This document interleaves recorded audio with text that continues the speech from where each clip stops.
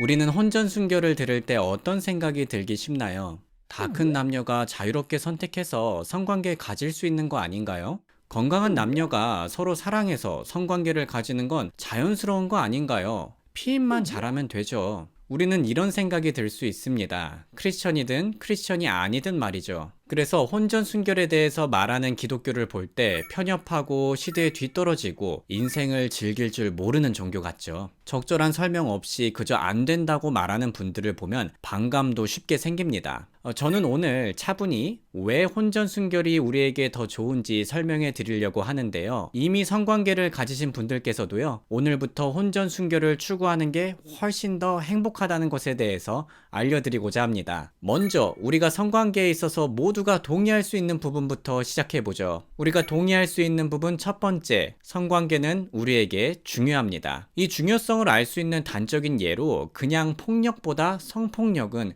훨씬 더 큰 수치심과 아픔을 가져다 주는데요. 왜냐하면 성은, 특히 성관계는 우리에게 소중하기 때문이에요. 그런 소중한 것이 위협받았을 때 우리는 더 큰 수치심을 느낀다는 거죠. 또 아시다시피 성관계는 손을 잡거나 포옹을 하거나 서로 기대는 것 이상으로 차원이 다르게 우리들에게 의미 있고 가치 있는 애정 행위입니다. 우리가 동의할 수 있는 부분 두 번째, 성관계는 적절한 대상이 있습니다. 그 대상이 정확히 누구냐에 대해서는 우리가 지금 다르게 생각할 수 있습니다. 하지만 적어도 적절한 대상과 성관계를 해야 된다는 건 다들 동의하실 수 있을 거예요. 크리스천이 아니더라도 아마 우리가 대부분 동의할 수 있는 적절한 대상의 기준들은 다음과 같을 건데요. 서로 동의가 이루어지는 관계여야 하죠. 누가 억지로 하게 하면 안 됩니다. 미성년자와의 관계도 안 됩니다. 같은 성인이어야 하죠. 가족 간에서 관계가 이루어져서는 안 됩니다. 더 나아가 동물과 관계를 가지는 것도 적절치 않습니다. 그래서 우리가 동의할 수 있는 부분들을 정리하자면 성관계는 우리에게 중요하며 적절한 대상과 해야 한다는 거죠. 그리고 저는 그 적절한 대상이 결혼한 배우자라고 생각을 해서 혼전순결을 지지합니다. 그리고 지금부터는 혼전순결이 왜 우리에게 좋은지 또 올바른지에 대해서 설명해 드릴게요. 첫 번째 이유는 더 큰 기쁨을 위해서입니다. 이 말이 좀 의외로 들릴 수 있으세요. 사람들은 보통 이렇게 생각하기 쉽잖아요. 결혼 전까지 최대한 더 많은 연인들과 더 많이 성관계를 즐기면 그게 훨씬 더 나에게 큰 기쁨 아닌가요? 물론 우리 인생에서 다다익선의 기쁨이 있습니다. 많으면 많을수록 좋은 것들이 있죠. 하지만 성관계는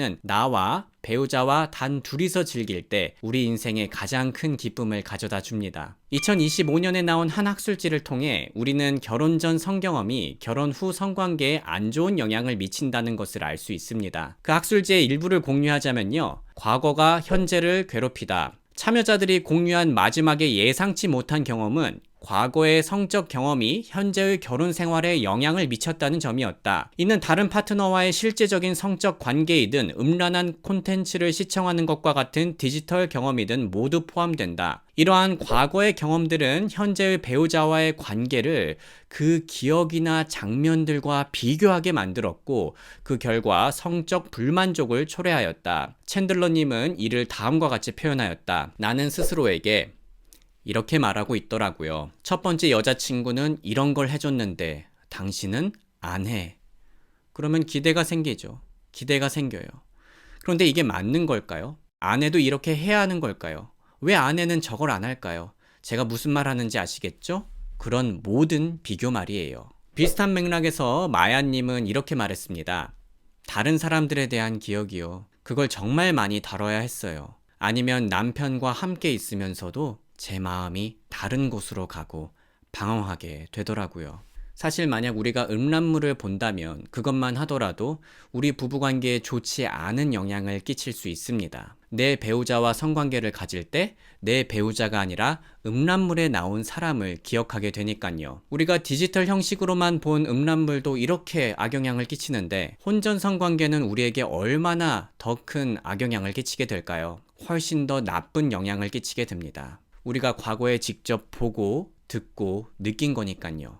혼전 성관계는 우리가 정말 한평생 사랑을 나눌 배우자와의 기쁨을 빼앗아 가는 거죠. 반대로 말하자면 우리가 혼전 순결을 지키면 우리가 평생 사랑을 나눌 배우자와의 기쁨을 온전히 즐길 수 있게 되는 거죠. 그리고 이전에 관계를 가지셨던 분들이더라도 이 말씀을 꼭 드리고 싶어요. 오늘부터라도 훗날 결혼할 배우자와의 성관계를 위해 기다리신다면 피해를 최소화하고 기쁨을 최대한 회복할 수 있습니다. 다음으로 저는 미래의 부부관계의 신뢰를 위해서 혼전 순결을 추구하시길 응원합니다. 부부관계에서는 신뢰가 정말 중요하죠. 결혼하기 전까지 배우자만을 위해 성관계를 준비한 사람이 있다면 그 사람은 부부관계에 있어서 큰 신뢰를 얻을 수 있습니다. 방금 인용한 학술지에서는 이런 내용도 나오는데요. 성적 자유. 마지막으로 13쌍의 부부는 결혼 생활 안에서 경험하는 일정 수준의 성적 자유를 공유하였다. 이들이 말한 성적 자유란 결혼의 신실함에 대한 확신과 배우자에 대한 편안함과 신뢰에서 비롯된 것으로 이러한 요소들이 그들의 성생활을 만족스럽게 만든다는 의미였다. 페리님은 다음과 같이 언급하였다. 솔직히 확실히는 잘 모르겠어요. 하지만 저는 이것이 우리 결혼 안에서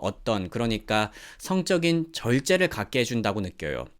예를 들면 상대방이 바람을 피우지는 않을까 하는 큰 두려움 같은 게 거의 없어요. 왜냐하면 우리는 이미 그런 절제를 삶 속에서 경험해 왔기 때문이죠. 비슷한 맥락에서 미아님은 다음과 같이 표현하였습니다. 그는 결혼하기 전부터 제게 말했어요. 하나님과 그분의 기준에 신실할 수 있다는 것이 결혼 안에서도 저에게 신실할 수 있다는 것을 보여준다고요. 결혼 전에 신실하지 않다면 결혼 후에는 무엇이 당신을 신실하게 지켜주겠느냐는 거죠. 저는 그런 식의 설명이나 절제를 실천해야 하는 이유로 그런 말을 들어본 적이 없었어요. 그런데 지금 생각해보면 정말 그렇더라고요. 예를 들어 첫 임신 때 우리는 약 6달 동안 성관계를 가질 수 없었어요. 그런데도 저는 그가 다른 곳으로 갈까봐 걱정하지 않았어요. 그의 개인적인 신념과 하나님과의 관계가 있었기 때문이에요. 혼전순결은 미래에 우리가 사랑할 배우자와 든든한 신뢰 관계를 쌓을 수 있게 해줍니다. 지금 이 영상을 보시는 분들 중에서는 소중한 여자친구나 소중한 남자친구가 있으신 분들이 계실 거예요. 그 소중한 분과 훗날 부부로서 큰 신뢰와 큰 기쁨을 누리기 위해 혼전순결을 선택하는 게 어떨까요? 만약 지금 애인분과 결혼할지 잘 모르겠다 하시는 분들이 있으시다면 미래에 내가 정말 평생 헌신하고